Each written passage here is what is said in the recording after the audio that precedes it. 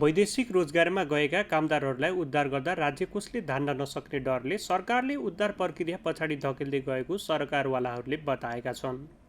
सरकारी पैसामा उद्धार गर्दा विदेशमा रहेका सबै कामदार आउन खोज्ने र राज्य कोषले धान्न नसक्ने डरले सरकारले उद्धार प्रक्रियालाई पछाडि धकेल्दै लगेको सरकारवालाहरूले बताएका हुन्।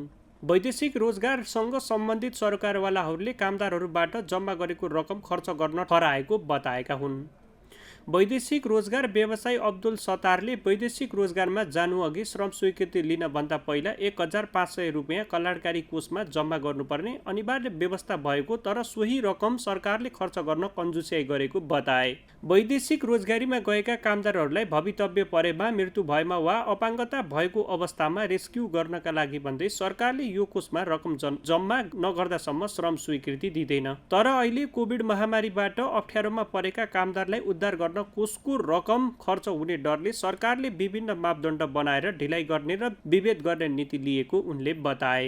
वैदेशिक रोजगार ऐनले पनि भवितव्य परेमा कुनै पनि मुलुकमा रहेका कामदारहरूलाई उद्धार गर्ने पूर्ण जिम्मेवारी नेपाल सरकारको हुने उल्लेख भएकाले पनि त्यसलाई पालना गर्नुपर्ने उनको भनाइ छ। उनले स्वदेशमा फर्किन चाहने सबै कामदारहरूलाई तत्काल निशुल्क रूपमा फर्काउन PCR परीक्षण र क्वारेन्टाइनको व्यवस्था निशुल्क गर्न समेत माग गरे। यो वैदेशिक रोजगारमा कामदार जानभन्दा पहिला, यहाँ श्रम स्वीकृति लिनुभन्दा पहिला उनीहरूले 1500 रुपियाँ वैदेशिक रोजगारमा जाने कामदारहरूले एउटा कोषमा पैसा जम्मा गर्ने अनिवार्यता छ। यो ऐच्छिक होइन, यो गर्नै पर्छ। जबसम्म यो कोषमा जम्मा गरिँदैन तबसम्म उसको श्रम स्वीकृति निस्किँदैन। यो किन गरिन्छ भन्नुहोला भने वैदेशिक रोजगारमा गएका कामदारहरूलाई कुनै भवितव्य पर्यो या उसको मृत्यु भयो या ऊ अपाङ्ग अङ्गभङ्ग भयो भने त्यस्ता कामदारहरूलाई रेस्क्यु गर्नका लागि यो कोष चाहिँ खडा गरिएको हो।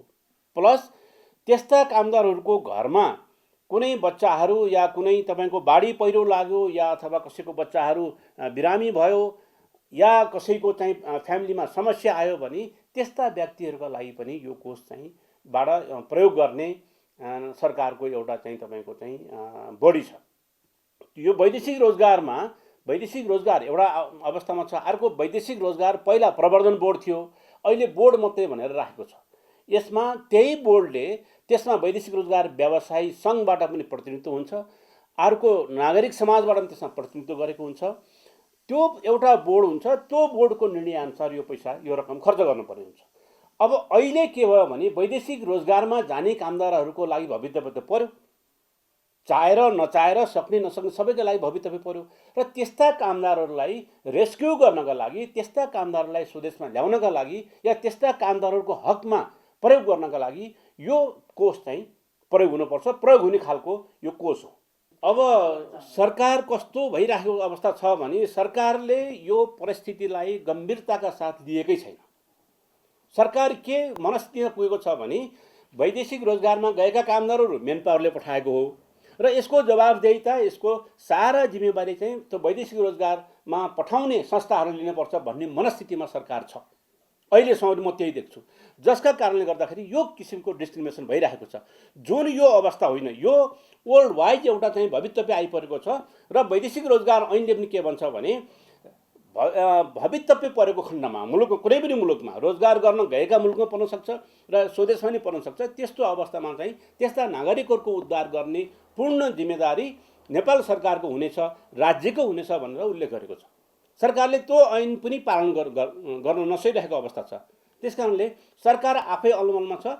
सरकार तत्काल सबै कामदारहरूलाई निशुल्क रूपमा स्वदेशमा फर्किन चाहने कामदारहरूलाई यो तो नभनिकन, यति वर्ष त्यति वर्ष नभनिकन फर्काउन चाहिँ पर्छ र उनीहरू निशुल्क नेपाल आउनु पाउनुपर्छ र यहाँ आएपछि पनि उनीहरूको जुन PCR टेस्ट छ र उनीहरूको जुन क्वारेन्टाइन छ त्यो पनि उनीहरू निशुल्क बस्न पाउने व्यवस्था सरकारले तत्काल गर्नुपर्छ। त्यस्तै वैदेशिक रोजगार सम्बन्धी रिपोर्टिङ गर्दै आएका पत्रकार सुनिल नेउपानेले सरकारी पैसामा उद्धार गर्न थालियो भने कम्पनीले टिकट काटेर पठाउने र आफै टिकट किन्न नसक्नेहरू पनि सरकारी पैसामा आउन खोज्छन् र राज्यको कोषले धान्न सक्दैन भन्ने डर सरकारसँग रहेको बताए। जसका कारण पनि सरकारले वैदेशिक रोजगारीमा भएका कामदारहरूलाई उद्धार गर्ने प्रक्रियालाई पछाडि धकेल्दै लगेको उनको आरोप छ।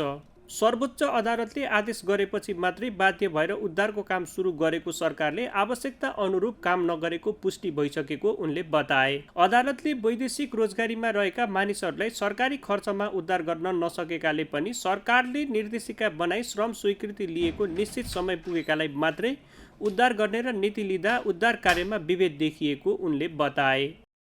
सर्वोच्च अदालतले असार 1 गते जुन खालको निर्णय गर्यो, विदेशमा रहेका नेपालीहरू जो अप्ठ्यारो अवस्थामा छन् उनीहरूलाई ल्याउनु भन्ने खालको जुन निर्णय गर्यो, जुन आदेश गर्यो सरकारलाई, त्यसमा पनि सर्वोच्च अदालतको आदेशलाई नै हामीले हेर्यौँ भने पनि सर्वोच्च अदालतले पनि बडा जोगिँदै एक खालको आदेश दिएको देखिन्छ। भनेको वैदेशिक रोजगारीमा रहेका सबै नेपालीलाई सरकारी खर्चमा ल्याउनु भन्ने खालको त्यहाँ देखिँदैन।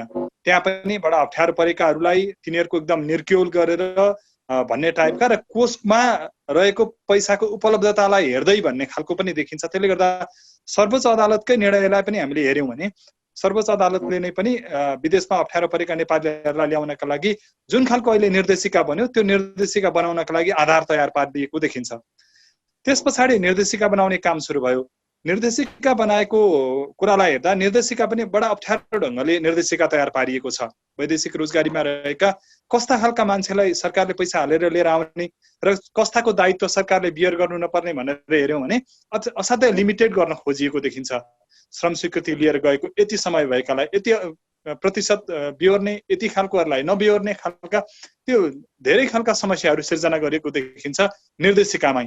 र निर्देशिका कार्यान्वयनको सन्दर्भमा अब तेस्रो स्थितिमा निर्देशिका कार्यान्वयनको सन्दर्भमा पुगेको अवस्थामा गन्तव्य मुलुकमा रहेका नेपाली नियोगहरूको जुन खालको भूमिका अपेक्षित गरिएको छ, नियोगहरू पनि यसमा त्यति धेरै जागरुक देखिएका छैनन्। किनभने यदि सरकारले यहाँबाट पठाउने त्यो पैसाबाट कसैलाई उद्धार गरेर ल्याइन्छ, उनीहरूको साँच्चै उद्धार गरिन्छ भने त्यसमा लाग्ने खर्च चाहिँ खर्चको फर्स्यौट गर्नुपर्ने जिम्मेवारी विदेशमा रहेका कूटनीतिक नियोगहरूलाई नै दिइएको छ, जसले गर्दा उनीहरू पनि त्यति धेरै इच्छुक देखिँदैनन्।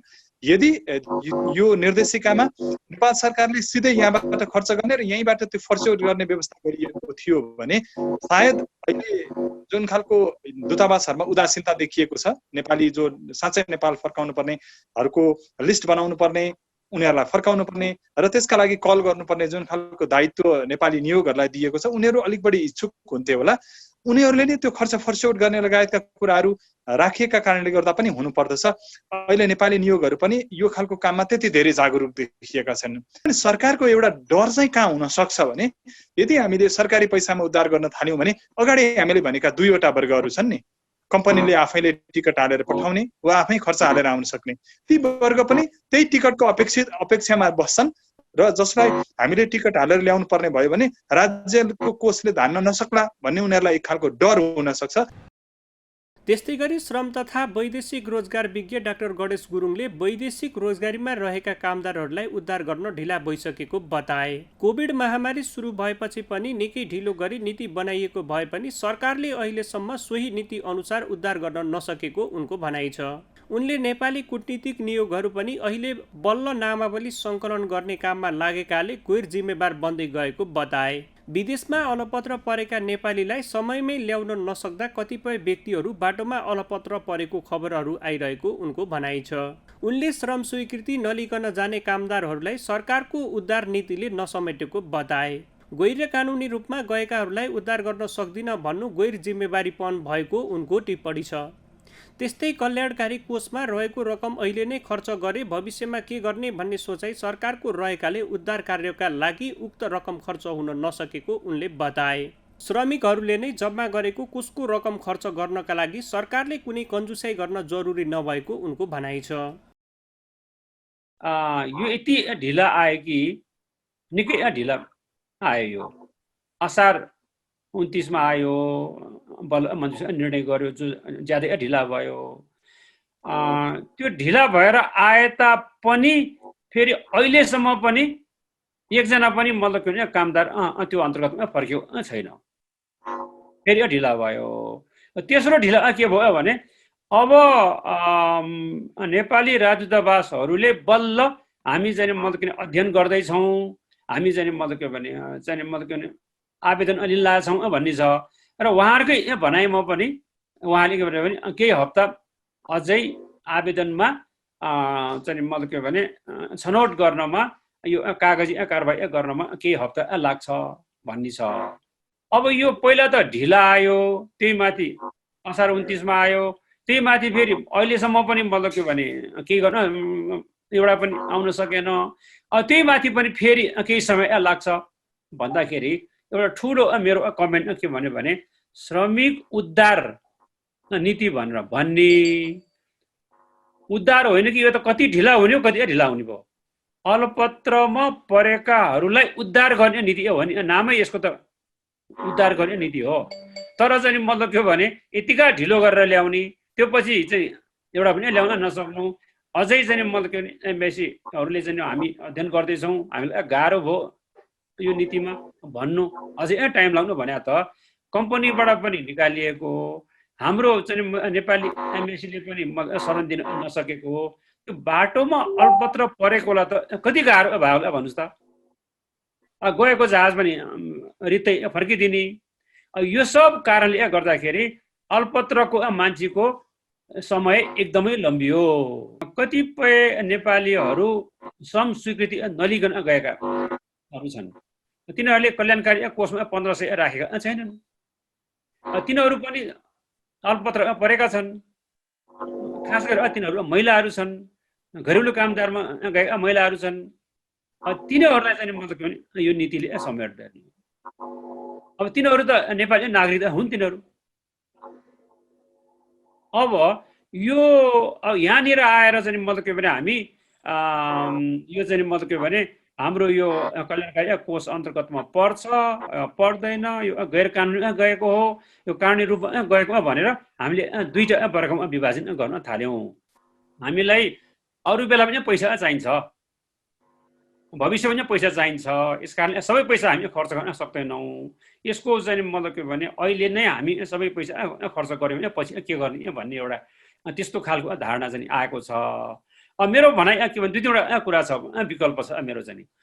एउटा कुरा चाहिँ यस्तै आपद विपद पर्छ भनेर पैसा राखे हो भने त त्यो योभन्दा ठुलो चाहिँ मतलब के भने महाविपद कहिले आउँछ अब होइन। यस कारणले यो पैसाको अहिले चाहिँ बचत गर्नेतिर, यो पैसालाई चाहिँ मतलब के भने अहिले चाहिँ एकदम चाहिँ सम्हालेर राख्नेतिर भन्दा पनि मतलब उद्धार गर्ने चाहिँ मतलब के उदार नीति चाहिँ मतलब फ्राकिलो नीति लिएर मान्छेलाई ल्याउनु पर्छ नम्बर 1 होइन। सरकारले अहिले यसमा कन्जुसाइ गर्नुपर्ने जरुरी छैन, तिनीहरूकै पैसा हो, तिनीहरूलाई चाहिँ ल्याउनमा अहिले कन्जुसाइ गर्नु पर्दैन।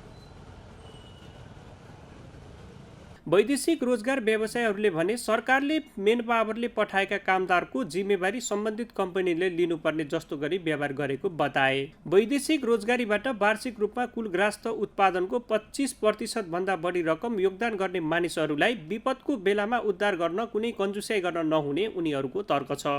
यस्तै कोभिडका कारण सबै क्षेत्रमा प्रभाव परेको तर सरकारले वैदेशिक रोजगारी व्यवसायलाई हेर्ने दृष्टिकोण फरक हुँदा अहिलेसम्म कुनै पनि तरिकाले राहत पाउन नसकेको बताएका छन्।